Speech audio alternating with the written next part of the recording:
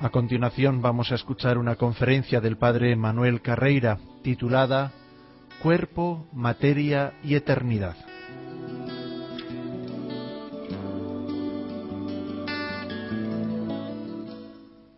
Pensemos primero en la realidad del ser humano. Nosotros somos parte, obviamente, de un mundo material. Nuestro cuerpo es materia. Y somos parte del mundo viviente. Nuestra biología es muy parecida a la de los demás seres vivientes del nivel ya de mamíferos y primates en este mundo.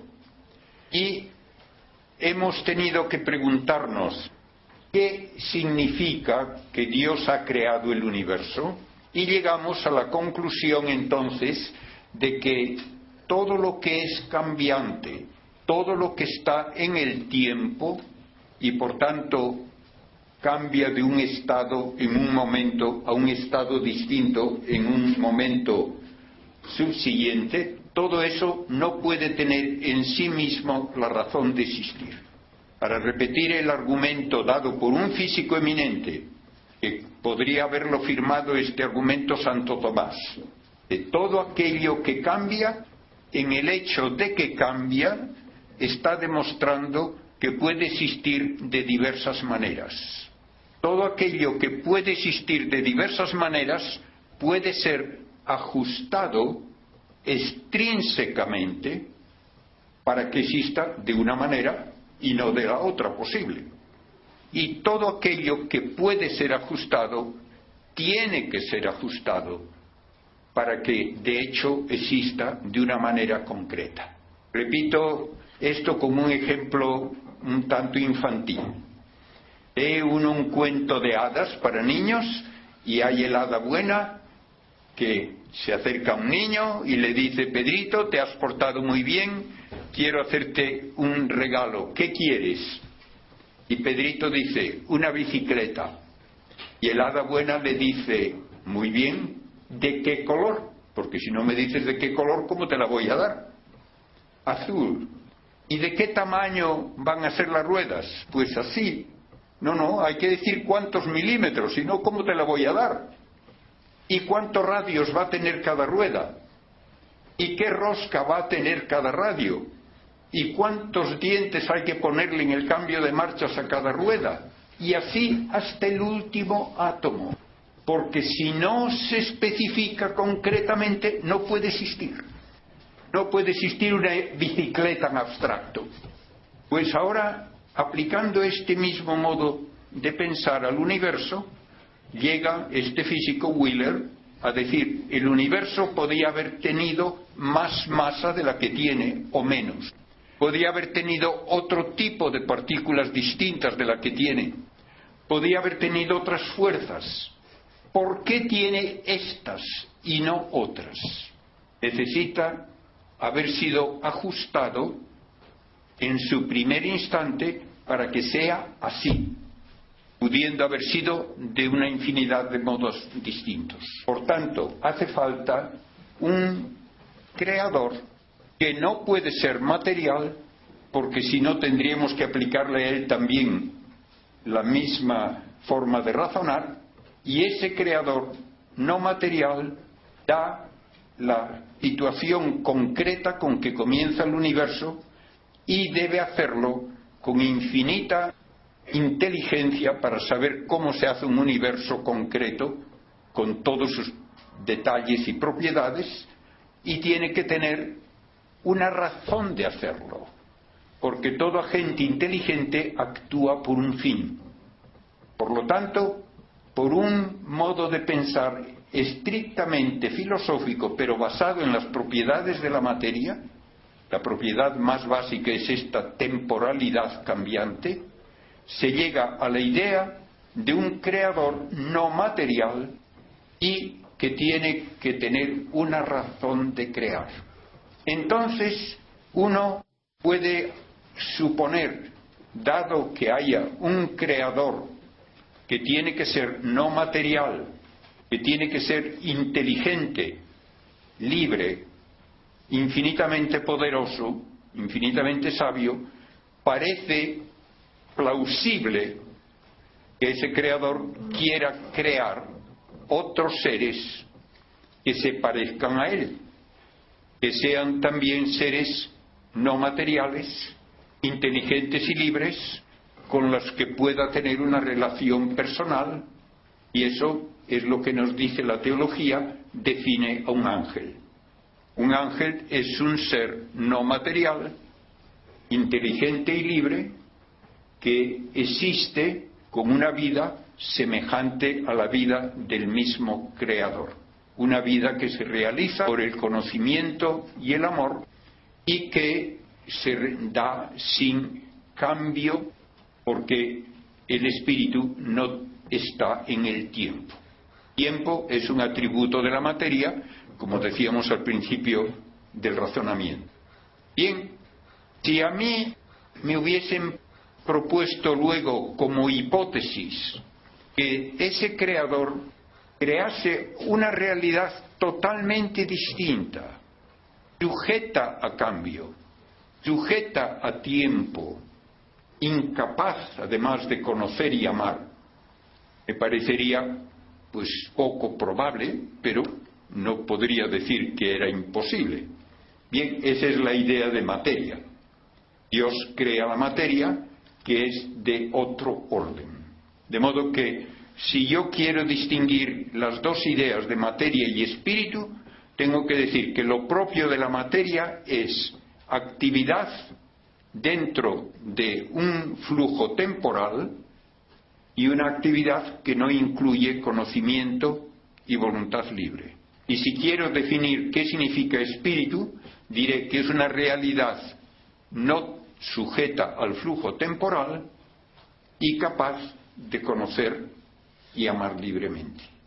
Entonces, la ciencia y la fe también me dicen, Dios ha hecho una cosa que nadie podía haber sospechado era posible.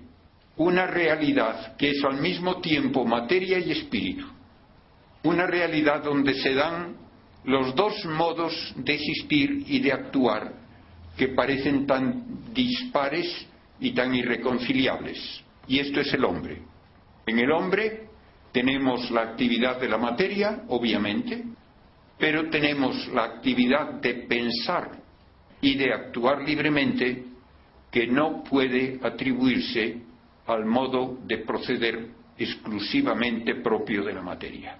Por eso tenemos que aceptar que en el ser humano hay dos niveles de actividad que exigen dos causas distintas, dos fuentes distintas.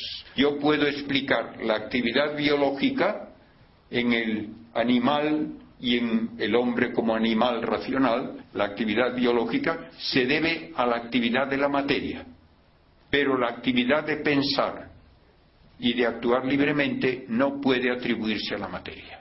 Y para que esto quede más claro, les diré que la física moderna define a la materia por el método propio de toda ciencia experimental. Sabemos lo que las cosas son por lo que hacen. No tenemos una intuición de esencias. Sabemos lo que algo es por lo que hace y nada más. Y esta es la metodología científica. Todas las definiciones de ciencia son definiciones operativas. Si yo pregunto qué es un electrón, me dirán es algo que manifiesta tener tanta masa, porque atrae con esta fuerza determinada, que manifiesta tener tanta carga eléctrica, porque tiene estas repulsiones y atracciones con una fuerza determinada, y tiene otras propiedades más que no entro en detalles, de spin y otras cosas, que se pueden medir. Eso es lo que define a la materia, lo que hace. Y lo que toda la física me dice es que solo hacen falta 4 fuerzas para explicar todo cuanto ocurre en el universo observable. 2 de largo alcance, la gravitatoria y la electromagnética, 2 de corto alcance, la nuclear fuerte y la nuclear débil. Y todo y cuanto es afectado o afecta algo por alguna de esas fuerzas es materia. Y una vez que llegamos a esta definición de materia, y lo digo con énfasis sobre ello porque hay veces que la gente me dice, es que nadie sabe lo que es la materia. Yo, mire, se sabe por una definición operativa. Lo sabemos por su esencia. Pero podemos decir, materia es todo y solo cuanto actúa por alguna de estas fuerzas o es afectada por alguna de estas fuerzas. Y así no hay lugar a duda. Y eso implica partículas, energía, vacío físico, espacio y tiempo. Todo eso es materia. Espacio y tiempo son solamente atributos de la realidad material. Partículas y energía son lo que directamente o indirectamente nos permite estudiar la estructura y la actividad precisamente de esa materia. Y por eso, si hay una realidad que no puede atribuirse a alguna de esas cuatro fuerzas o a varias unidas, esa realidad no puede atribuirse a la materia. Y esto es lo que ocurre con el pensamiento abstracto y con la voluntad libre. Ninguna de estas cuatro fuerzas explica que a mí me interese saber cómo se resuelve una ecuación matemática. Ninguna de estas cuatro fuerzas explica el que se escriba una poesía. Y ningún pensamiento puede describirse en términos de masa o carga eléctrica o ninguna otra propiedad de la materia. Por lo tanto, no es materia. Y si el pensamiento no es materia, tiene uno que admitir que hay una fuente distinta de la materia que da origen a esta realidad innegable que es el pensamiento y que es también la actividad de la voluntad libre. De modo que ya llegamos a una básica descripción de lo que es el hombre. Es una realidad compuesta de materia y espíritu. Por ser parte del mundo material, tiene en común actividades de todo tipo con las otras realidades del mundo material. Por ser al mismo tiempo espíritu, sobrepasa la actividad de la materia y se une, en cierto modo, al nivel de actividad propio de Dios y de los ángeles. Por eso en el Génesis se dice ya que Dios hace al hombre a su imagen y semejanza. Naturalmente eso no quiere decir que Dios tenga dos brazos y que tenga un aspecto parecido a nosotros, no. La imagen y semejanza humana con respecto a Dios es en la actividad espiritual de conocer y de actuar libremente. Y conste que este conocer es el conocer abstracto. Usamos la palabra inteligencia muchas veces de una forma equívoca, porque decimos de un perro que es muy inteligente, porque le hace uno aprender a llevarle el periódico, las zapatillas o cosas de esas y lo aprende muy pronto. La inteligencia no es un modo de actuar, es un modo de conocer. Y es el modo de conocer incluso de lo abstracto que no tiene representación ni nada que ver con ningún dato de los sentidos. Cuando yo pienso en una integral de la matemática, no tiene nada que ver con ningún dato sensorial. Cuando yo pienso en el sentido del deber, no tiene nada que ver con ningún dato sensorial. De modo que en el hombre hay que aceptar esos dos niveles, de actividad material y actividad espiritual. Y el hombre no es ser humano, sino con ambos componentes. Y esto contra todo intento de reducir las cosas a una única fuente. Ni es correcto el materialismo, ni es correcto el idealismo. El materialismo quiere reducir toda la actividad humana y de todo lo cuanto existe a actividad material. Eso no vale porque no puede explicar nada de lo que hemos visto es propio de la actividad intelectual abstracta. Y el idealismo niega la realidad material queriendo reducirla a pura ilusión. No, ambas cosas son absurdas y van en contra de la experiencia más elemental de cada uno de nosotros. De modo que hay que admitir que el ser humano es cuerpo y espíritu.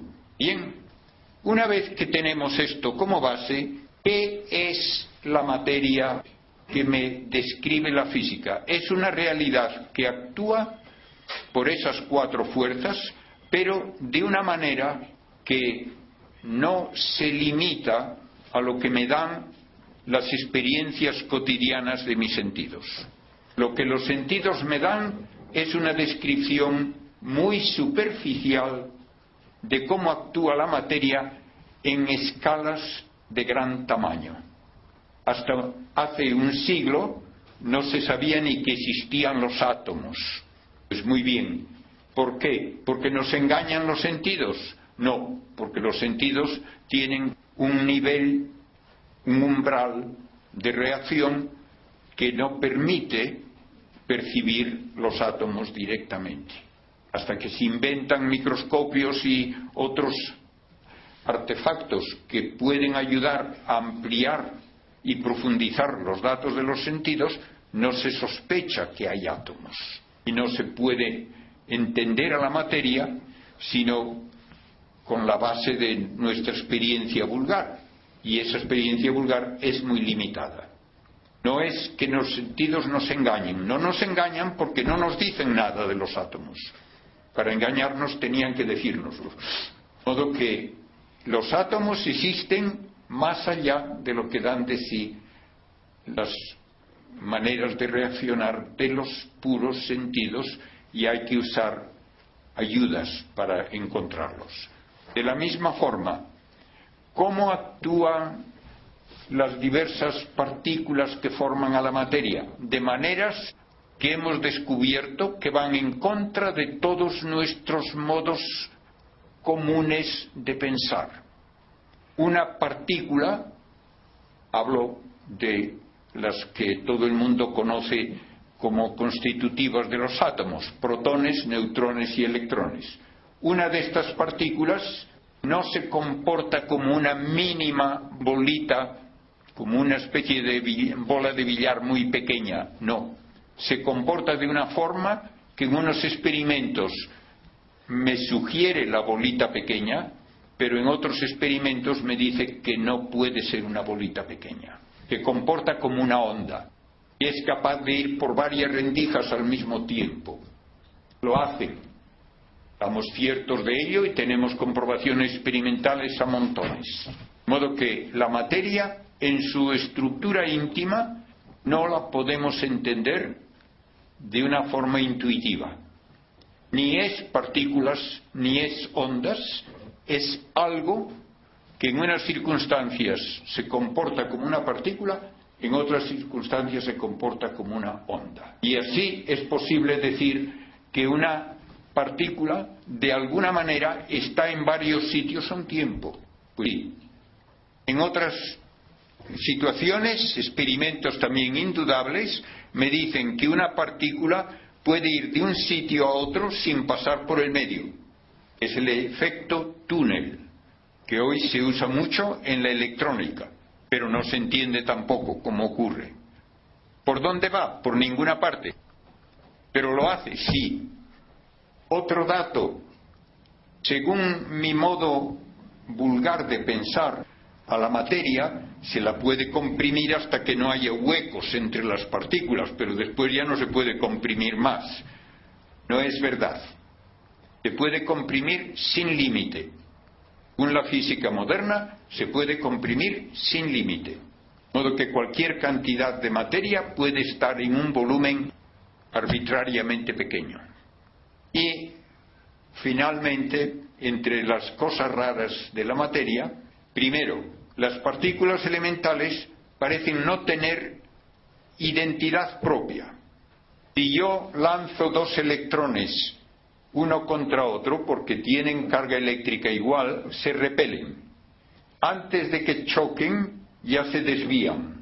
Y uno sale por aquí y otro sale por aquí. Muy bien. Si quiero saber, ¿fue este el que hizo así o fue este el que hizo así? No puedo. Si me empeño en identificar cuál electrón es cuál, no puedo hacer el experimento. Tengo que aceptar que las partículas elementales no tienen identidad propia y cuando se insiste en querer identificarlas, los resultados experimentales no están de acuerdo. Y el último detalle de la fuerza, de la energía de un golpe, se sintetizan partículas. Y del choque de dos partículas se pueden sintetizar centenares de partículas distintas de las dos que chocaron. Imagínense un partido de tenis en que uno le da un raquetazo muy fuerte a la pelota y rebota la pelota, más otra docena de pelotas de distintos colores y tamaños, más unos balones de fútbol y unas cuantas zapatillas y unos bolígrafos. ¿De dónde viene todo eso? Me dicen, se ha sintetizado de la energía del golpe. Parece absurdo, pero ocurre, sí. Y lo que hoy estamos esperando del gran colisionador del CERN en Suiza es precisamente que del choque de dos protones van a salir centenares de partículas, algunas de ellas desconocidas, muchas de ellas mucho mayores que los protones en masa y en todo, y con propiedades distintas. Y esto ocurre constantemente en la naturaleza. Cuando llega un protón del espacio con mucha energía y choca con otro protón de la alta atmósfera, se puede dar un chaparrón de miles de partículas que se detectan en un área de más de 1 kilómetro cuadrado. ¿De dónde han venido todas esas partículas? Se han sintetizado de la energía del golpe. Y esa es una de las ecuaciones básicas de la física moderna que debemos a Einstein. La energía es convertible en masa y la masa en energía. Bien, una vez que tenemos todo esto como idea de lo que es la materia, en un sentido profundo, ahora vamos a hablar de lo que significa la palabra mi cuerpo. Todos pensamos que sabemos lo que significa mi cuerpo, pero vamos a preguntarnos, ¿tengo ahora el mismo cuerpo que tenía hace 10 años? No. Probablemente no hay ni un solo átomo de los que tenía hace 10 años. Y sin embargo, uno piensa, yo tengo el mismo cuerpo desde que nací. ¿Por qué es el mismo? ¿Hay alguna partícula de las que tenía de bebé? No. ¿Hay alguna célula de las que tenía de bebé? Probablemente tampoco. De modo que mi cuerpo no significa este conjunto de partículas concreto, ni este conjunto concreto de células, porque todo esto cambia a lo largo de toda mi vida. Cada célula es un animalito, y si yo tengo una quemadura extensa, hoy la medicina permite tomar un trozo de piel sana, llevarlo al laboratorio, y todos esos animalitos allí que están perfectamente funcionando sin relación conmigo, se multiplican, sale un trozo mayor de piel y luego me lo ponen sobre la quemadura y entonces todos esos animalitos vuelven a ser mi cuerpo. Y luego se dan trasplantes o bien de un cadáver reciente o de un donante vivo, y esa pieza, ese órgano, es ahora mi cuerpo. Antes no lo era. Entonces tengo que aceptar, una vez más, que mi cuerpo no es el de ningún momento concreto en mi vida, ni es este conjunto de células, ni es este conjunto de partículas. Entonces, ¿qué significa cuando se dice en el Catecismo de la Iglesia Católica que cada uno de nosotros resucitará con el mismo cuerpo que tenía? Lo dice el Catecismo en el número 997.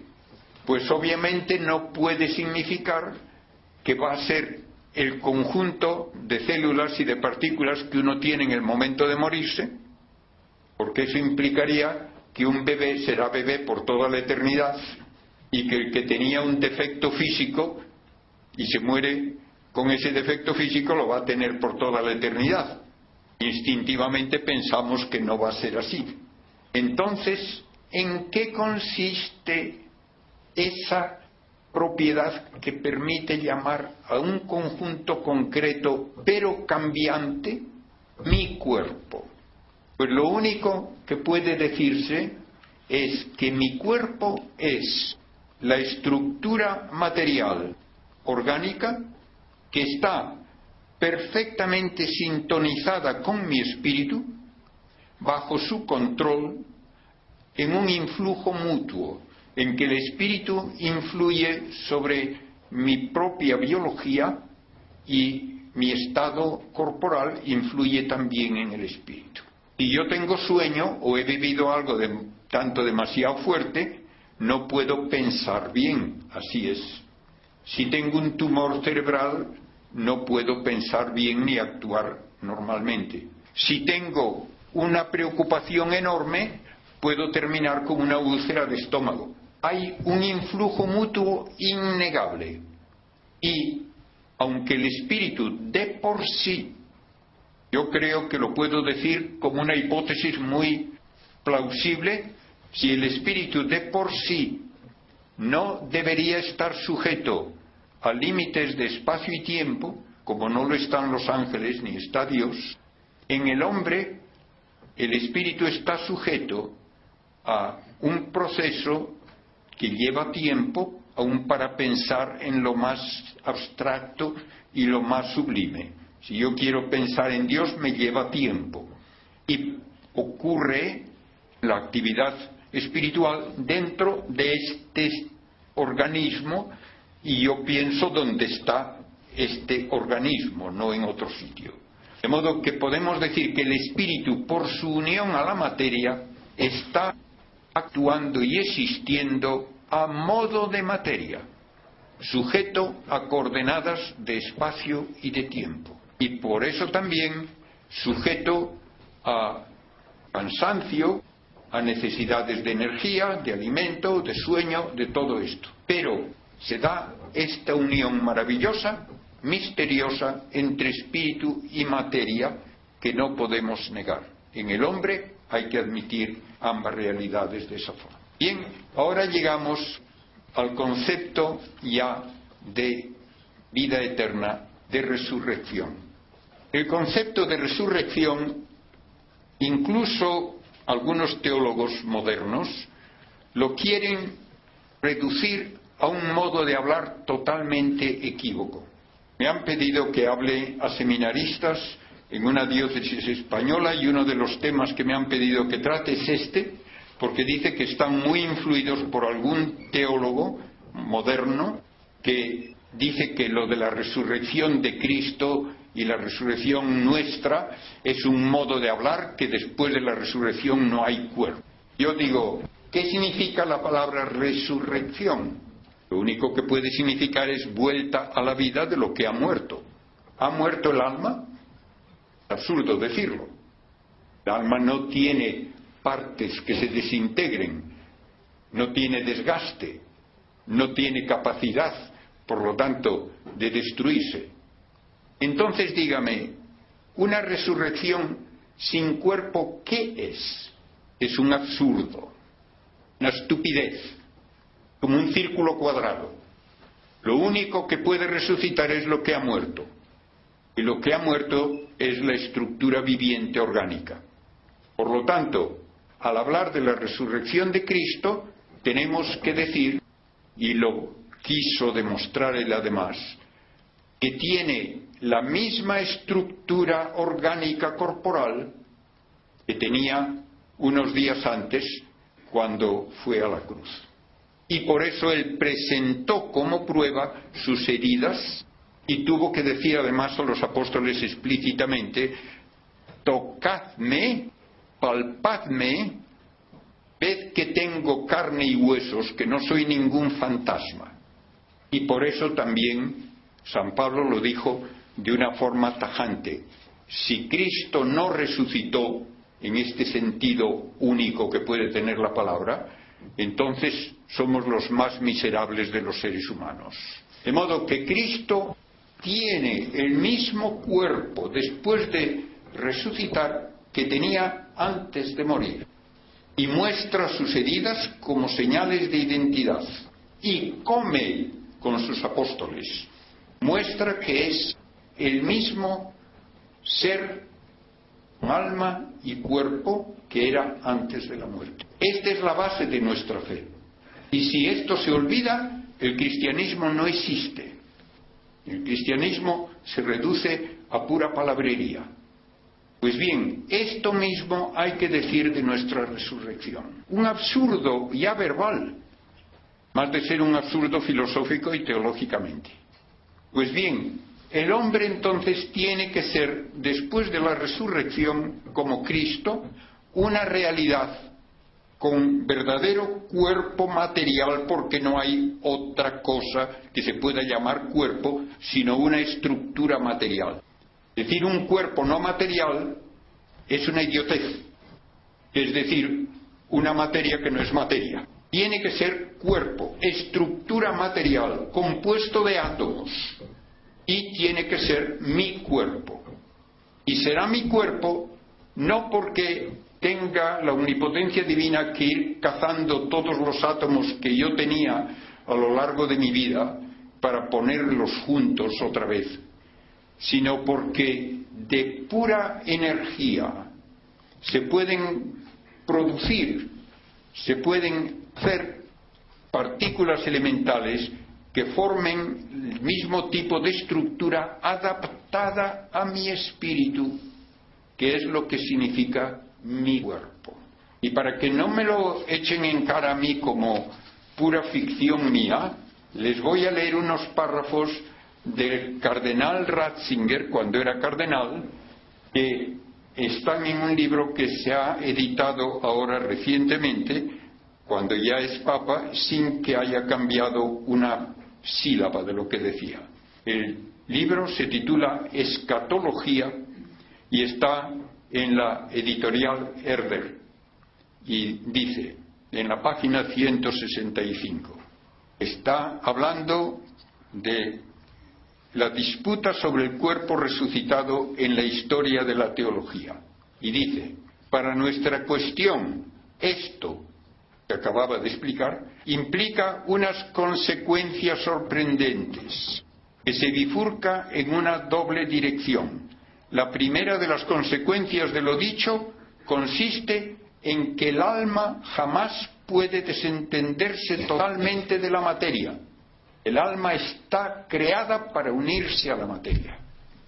Segunda consecuencia: esto significa también que los elementos materiales constitutivos del organismo humano adquieren su cualidad de cuerpo únicamente gracias a que son organizados y determinados por la fuerza expresiva del alma.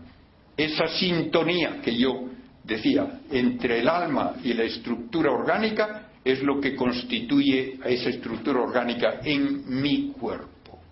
Y vuelve a decir: los distintos átomos concretos y moléculas no son el hombre, ni depende de ellos la identidad de la corporeidad. No depende la identidad, el que sean estos átomos, estas moléculas en este momento. Cuerpo, en cuanto tal cuerpo, es lo que el alma se construye como su expresión corporal. Precisamente porque la corporeidad es algo tan indisoluble de la condición humana, es por lo que la identidad de la corporeidad no depende de la materia, sino del alma. Y recuerden esta frase también, que la corporeidad es indisoluble de la condición humana. Por eso un alma sola no es un ser humano. Por eso también lo dice en la primera frase que leí, que el alma nunca puede desentenderse de la materia completamente. Y ahora vamos a entrar en la parte más difícil desde el punto de vista de entender una existencia que va a ser el cuerpo resucitado de cada uno de nosotros, como lo es ya del cuerpo de Cristo y del cuerpo de María. Decimos en el Catecismo de la Iglesia Católica, en el número 645, que tras la resurrección, la totalidad del ser humano comienza a existir fuera del marco de espacio y tiempo. Fíjense que lo mucho que se dice en pocas palabras.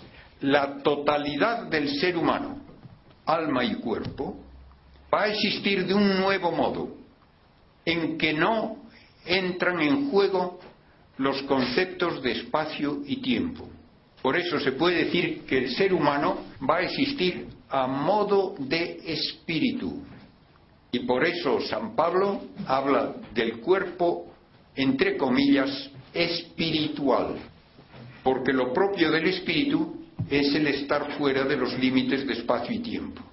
Pues bien, por actividad sobrenatural de la omnipotencia divina, se va a dar a la materia el modo de existir propio del espíritu. Y esto es lo que nos va a costar mucho trabajo encajar dentro de nuestra cabeza. Primero, el existir fuera del límite de espacio quiere decir que tampoco van a actuar las fuerzas físicas de la manera en que actúan normalmente, porque todo proceso físico ocurre en el espacio y en el tiempo. Si no actúan las fuerzas de la materia según su propio modo de actuar, entonces no va a haber ni desgaste, ni envejecimiento, ni necesidad de fuentes de energía, ni de alimento, ni de cosa alguna de lo que lleva consigo la actividad normal de la materia. Esto ya es una liberación total de cualquier dependencia de un entorno determinado. No hace falta que haya aire, no hace falta que haya una tierra para ese tipo de existencia. Más aún, si el concepto de espacio ya no va a ser una parte esencial de la descripción de cómo es ese modo de vida, entonces hay que decir que el cielo no es un lugar, no tiene dimensiones ni tiene unas coordenadas dentro de ningún modo de describir el universo. Es un modo distinto de existir, no es un lugar. Bien, segunda cuestión. Si no actúa el ser humano como materia temporalmente anclada en una hora y luego otro, y luego otro, y luego otro, entonces no es aplicable el concepto de período de espera.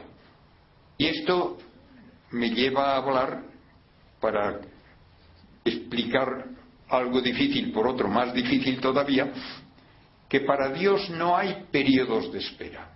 Para Dios no hay un periodo de espera entre mi nacer y mi morir, ni entre mi morir y mi resucitar. Para Dios no hay periodos de espera entre crear el mundo y la aparición del hombre.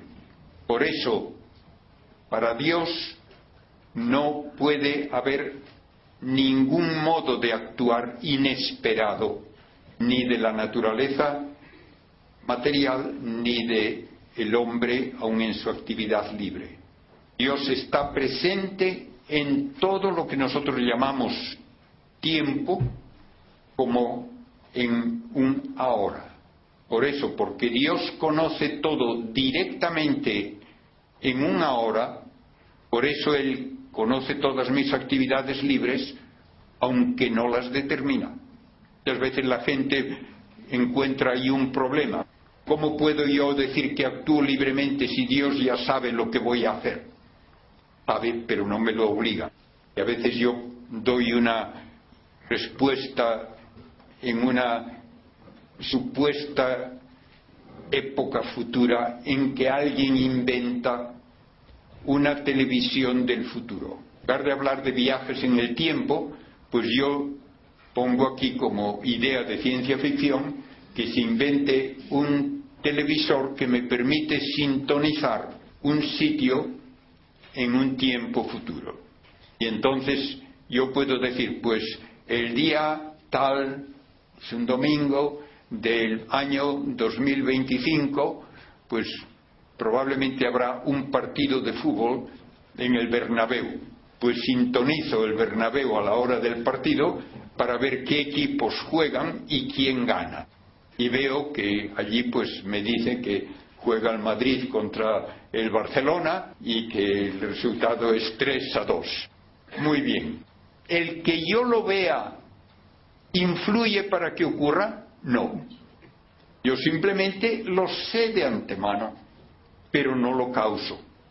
De la misma manera, analógicamente, Dios sabe todo lo que yo hago porque está presente con esa televisión del futuro a toda la historia del universo, pero no causa el que hagamos lo que hacemos. Es nuestra responsabilidad. Pues bien, este modo de hablar de que para Dios no hay períodos de espera, ni entre mi nacer y mi morir, ni entre mi morir y resucitar, con un salto filosófico tal vez cuestionable, yo digo, me parece que debe también aplicarse al alma humana. Y eso querría decir que para el alma humana no hay periodos de espera, porque para un espíritu el tiempo no existe. Y eso es así, entonces el alma humana nunca está huérfana de cuerpo. Nunca hay un periodo en que el alma se desentiende del cuerpo. Como decíamos, citando al Papa, que el alma jamás puede desentenderse totalmente de la materia. Entonces esto quiere decir que desde el punto de vista del alma ya ha ocurrido la resurrección y es entonces el ser humano completo el que está en la eternidad. Pero desde nuestro punto de vista no ha ocurrido en la resurrección, ¿de acuerdo? Desde el punto de vista mío es imposible entender cómo Dios es pura actividad sin que cambie en nada. Pero eso es el concepto teológico de Dios. Dios es pura esencia inmutable y esa pura esencia es actividad total que las tres divinas personas se comunican la naturaleza divina. Pero no hay cambio en Dios nunca. Y esto no lo entendemos, pero es dogma de fe, el modo que podemos hablar de Dios. Por eso Cristo pudo decir que ha estado con el Padre antes de que se crease el mundo, etcétera. Pues entonces yo me atrevo a extenderlo al espíritu humano. Y en ese caso tengo que decir, el espíritu humano no está nunca huérfano de cuerpo desde el punto de vista del espíritu, pero está desde el nuestro. Cuando hablamos, por lo tanto, de los que están en el cielo ahora, y cuando se canoniza a un santo, es para afirmar que está en el cielo ya gozando de la visión de Dios, pensamos que sólo el alma está en el cielo, pero desde el punto de vista del alma no hay ese modo de existir separado, independiente del cuerpo. Creo que esto es lo más difícil de entender o de aceptar aún sin entenderlo, pero me parece que la lógica me lleva a ello. ¿Quiere esto decir, como dicen algunos, que la resurrección ocurre en el momento de la muerte? No, desde nuestro punto de vista, no digo eso. Solo digo que para el alma no hay periodos de espera.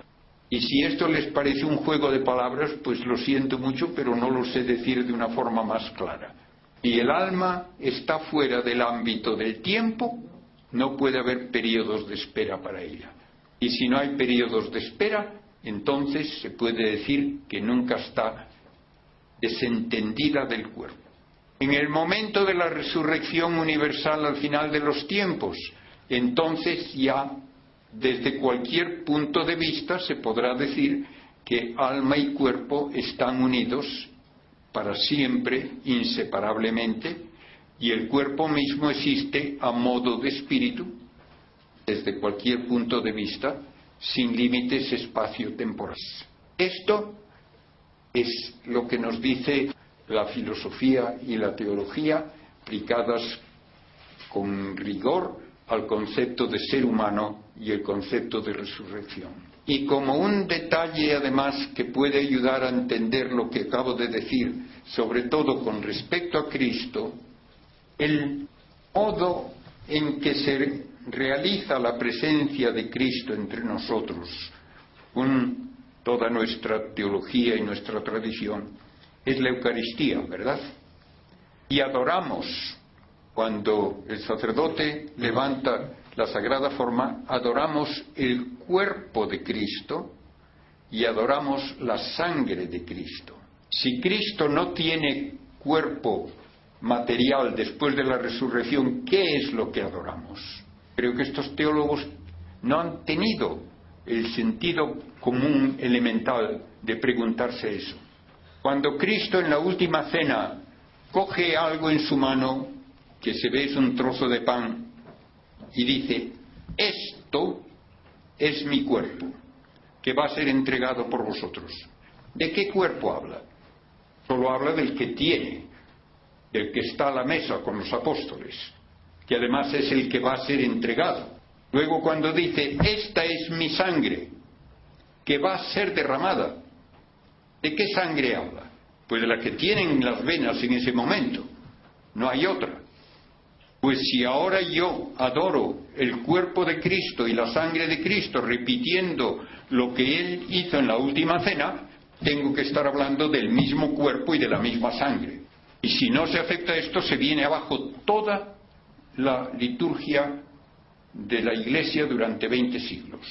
Hay que tomar las cosas como son. No lo entendemos, no. Pero lo que dije antes de cómo la física describe las capacidades básicas de la materia, me ayuda también a aceptar lo que me dice la fe en el caso de la Eucaristía.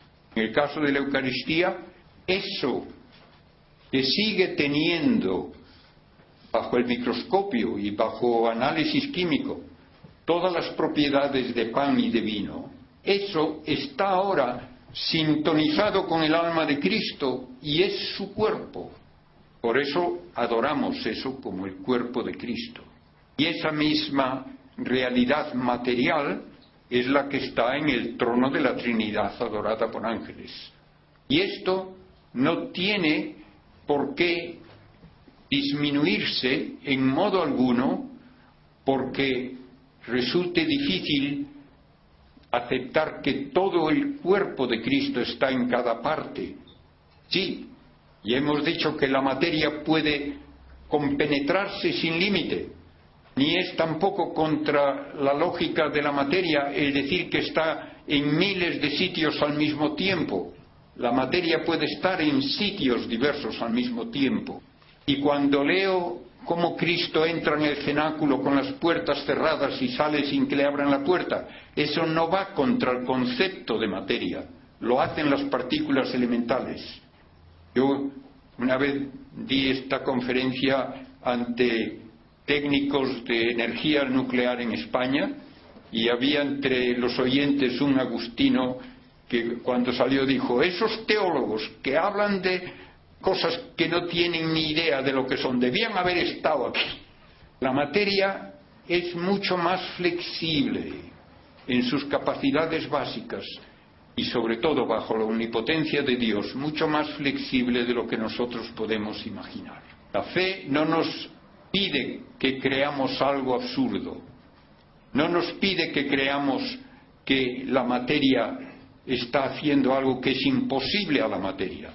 Tiene las propiedades básicas que conocemos por datos experimentales, pero puestas al servicio de la omnipotencia de Dios para darnos la presencia simultánea de Cristo en su cuerpo y en su sangre, vivientes, unidos al alma, en todos los lugares de la tierra donde se celebra la Eucaristía. Y esta manera de existir explica que hayan los apóstoles visto a Cristo de una forma que al mismo tiempo les daba la certeza de que era Él, pero que estaba ya actuando de una manera que era totalmente nueva. Y por esa experiencia suya dieron su vida, aunque iba totalmente en contra de su modo de pensar instintivo, porque eran hombres muy de tocar las cosas y no creer en ilusiones.